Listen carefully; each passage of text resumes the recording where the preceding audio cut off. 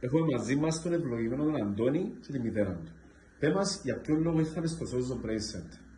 Ξεκινήσαμε λόγω του ότι το μωρό ήταν πολύ υπερκινητικό στο σχολείο, δεν είχε συγκέντρωση στο σχολείο, στην τάξη. Είχαμε πολλά διάφορα θέματα στο σχολείο. So the child came because he had ADHD, he was very hyperactive and had a lot of issues with concentration, scholastic and also at home.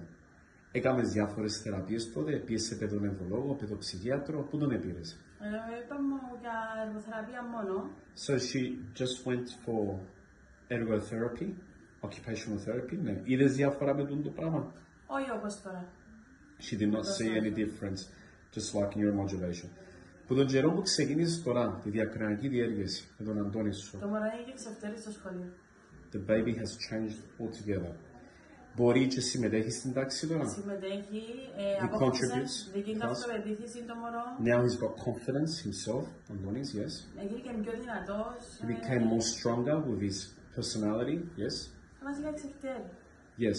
Η υπερκινητικότητα πώς πάει τώρα, his hyperactivity, η συμπεριφορά του? Πάμε πολλά καλά.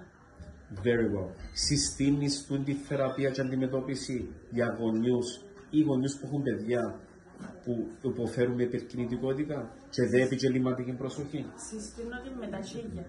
I recommend it with 1,000. Αντώνη μου, όταν κάνεις τη διακρινική διέργεση, πες μου, πώς νιώθεις την ώρα που το βάλεις στο στεφανάκι πας στο κεφάλι σου? Πώς νιώθεις? Καλά. Καλά, μπράβο. Είναι κάτι εύκολο? Is it something easy? Να το βάλεις? Πότε το βάλεις? Την ώρα που διαβάζεις, την ώρα που βλέπεις τηλεόραση, πότε το βάλεις συνήθως? Συνήθως την ώρα που διαβάζω. So he uses it when he reads. Όντως τώρα στο σχολείο περνάς πιο καλά από τον που ξεκινήσεις? Ναι. Πώς περνάς πιο καλά? Τι είδες να περνάς πιο καλά? Είδα ότι μπορώ να διαβάζω. I saw that I can read better now. Yes. Και ότι μπορώ And I can, yes. να συμμετέχω στην τάξη. And I can contribute in class. Στα διαγωνίσματα τώρα πώς πάεις? Μεταξύ. Μπράβο. Ένα λάθος. Only one mistake. Παγιά κάνεις πολλά λάθη? Δεν ήξερε να γράψει. Before the mother said he couldn't write in his school exams.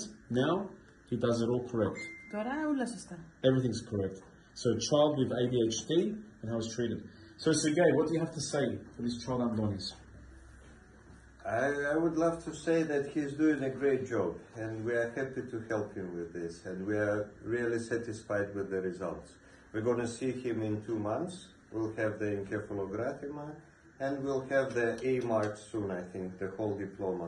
He will finish the year with the best results. Ένα τελειώσει ο χρόνος του. Σε ευχαριστούμε πάρα πολλά για εμπιστοσύνη σας. Να είσαι ευλογημένοι. Thank you very much. Απλώς θέλει να μην υπάρχουν κι άλλοι που θα είναι σαν τούτο.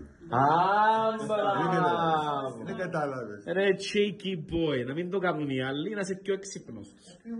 Μπράβο ρε ευλογημένε. Είδες το σοφό γιατρό μας που το καταλάβαινε. Και εμείς δεν καταλάβαινε τίποτε. Ευλογημένε.